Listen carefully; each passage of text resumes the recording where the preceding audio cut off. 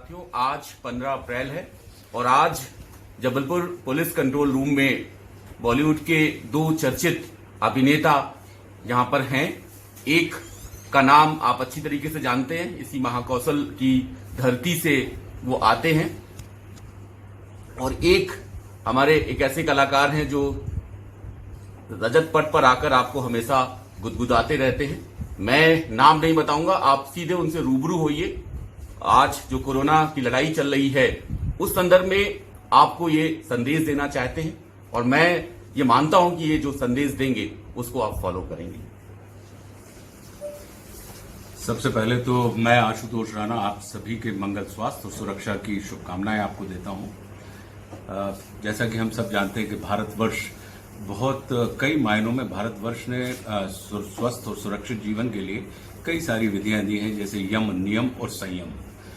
आज कोरोना रूपी महामारी जिसके कारण पूरा विश्व जहां था वहीं स्थिर हो गया है, और इसके लिए सरकार ने भी अपनी तरफ से जो हमको और आपको गाइडलाइंस दी हैं कि एक सोशल डिस्टेंसिंग हमें रखनी चाहिए। इस समय आत्मिक लगाव अधिक महत्वपूर्ण है बनस्पत शारीरिक समीपता के। तो सोशल डिस्टेंसिंग यदि हम और आप अपने आप को बहुत अच्छे से बचाना चाहते हैं तो मुझे लगता है कि हमें आत्मीय रूप से एक दूसरे के करीब आना चाहिए, और यदि हम आत्मीय रूप से एक दूसरे के करीब हैं तो निश्चित रूप से सरकार के द्वारा ये जो सोशल डिस्टेंसिंग की गाइडलाइन दी गई है हम उसका बहुत मन से, प्रसन्न मन से पालन करेंगे। तो सबसे पहली चीज ये है, अब सोशल डिस्टेंसिंग और लॉकडाउन में कई किस्म की समस्याएं खड़ी हो जाती हैं कि हमें सब्जी भी चाहिए, हमारे पास भोजन भी नहीं है, हमें पता लगा कि अभी गेहूं की कटाई शुरू हो जाएगी। तो इन सारी की सारी चीजों में निश्चित रूप से हमें एक दूसरे के करीब आना पड़ता है। लेकिन जैसा कि चर्चा की शुरुआत में हमने आपसे कहा,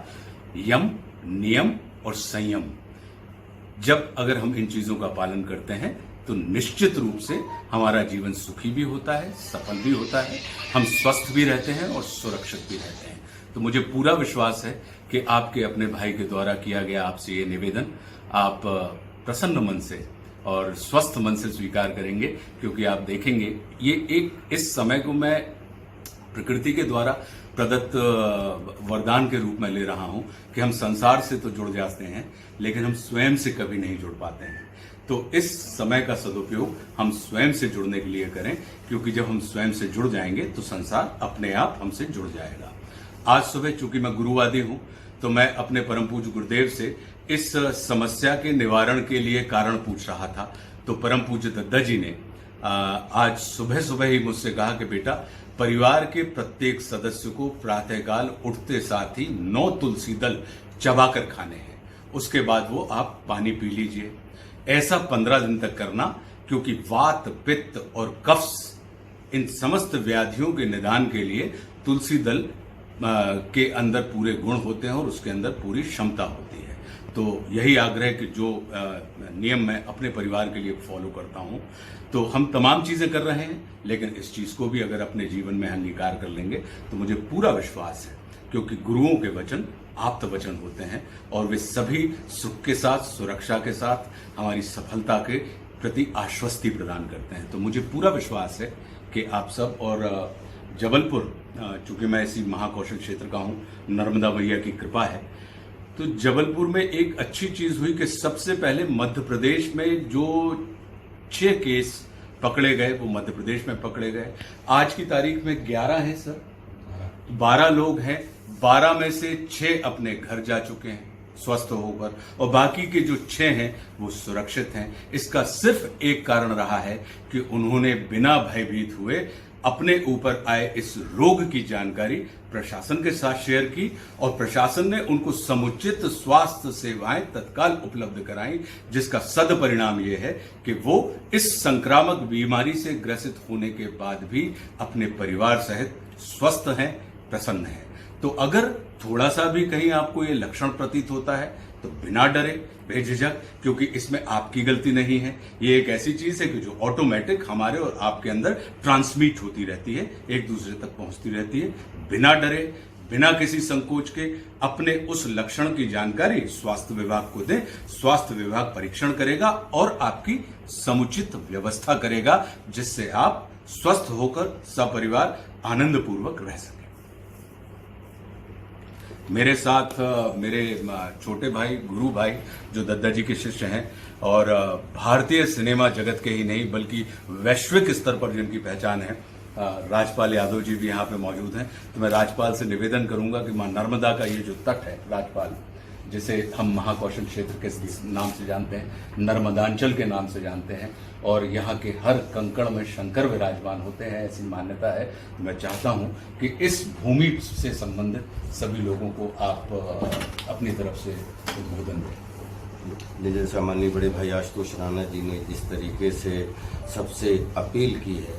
और मैं इस महाकौशल क्षेत्र में दादा के साथ में अभी कोरोना रूपी वायरस से निपटने के लिए सब लोग सोशल डिस्टेंस के साथ में अपने अपने नियमों का पालन कर रहे हैं। मैं बधाई देता हूं जबलपुर पुलिस को, जिन्होंने जिस तरीके से पूरे जबलपुर में सबके साथ बड़ी समरसता के साथ, बड़ी समदर्शिता के साथ में एक भाईचारा बनाते हुए इस कोरोना नामक वायरस से जो फाइटिंग कर रहे हैं, उसमें पूरे जबलपुर का सपोर्ट मिल रहा है। और इससे प्रेरणा मिलती है पुलिस से और जनता से कि पूरी दुनिया इससे प्रेरणा ले। हाँ, और एक चीज़ मैं और प्रार्थना करना चाहता हूँ कि ऐसा युद्ध है जिसमें तलवारें चलाने की ज़रूरत नहीं, गाली देने की ज़रूरत नहीं, एक दूसरे को पत्थर मारने की ज़रूरत नहीं, एक दूसरे को डंडा चलाने की ज़रूरत नहीं। सिर्फ अकेले में अपने घर के किसी कोने में बैठ के आप समझ लो छिप गए,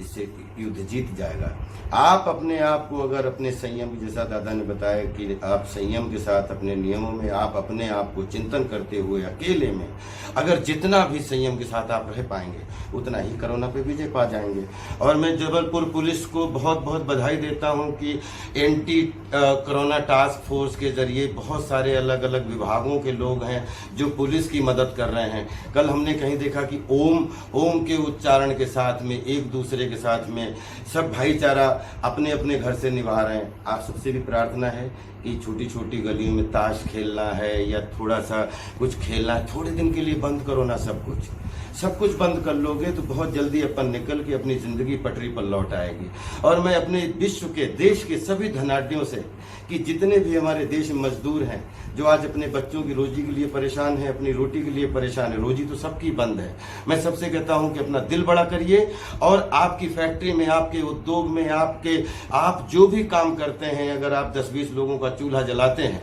और भगवान ने आपको माध्यम बनाया है तो बिल्कुल अपने आप दिल को बड़ा करते हुए जो मजदूर जहाँ जिसके अंडर में काम करते थे, कहीं तो काम करते थे, सब उनका भरण पोषण करें, क्योंकि यही मजदूर हमारे जब कोरोना समाप्त होगा तो हमारे किंगडम को बनाने में, हमारी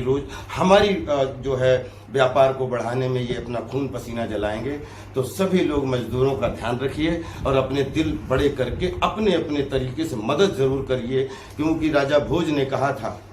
कि बड़े बड़े 30 मार खां इस पृथ्वी पर आए और चले गए, ये पृथ्वी किसी के साथ नहीं गई, तो हम लोगों के साथ भी नहीं जाना है। सब कुछ जब यहीं छूट जाना है, अंगूठी भी साथ में लेके नहीं जाना है, तो फिर किस बात के लिए घबराना है। सब कुछ यहीं पे रह के अगर हम एक दूसरे का ख्याल रखेंगे तो हमें दुआ भी मिलेगी, हमें आशीर्वाद भी मिलेगा, हमारे भी बच्चे अच्छे रहेंगे, आप सबके भी बच्चे अच्छे रहेंगे। कोरोना में एक सोशल डिस्टेंस के साथ, एक प्रॉपर गाइडलाइंस के साथ सब लोग एक दूसरे को सपोर्ट करिए। हम बचे तो देश बचेगा। जय हिंद।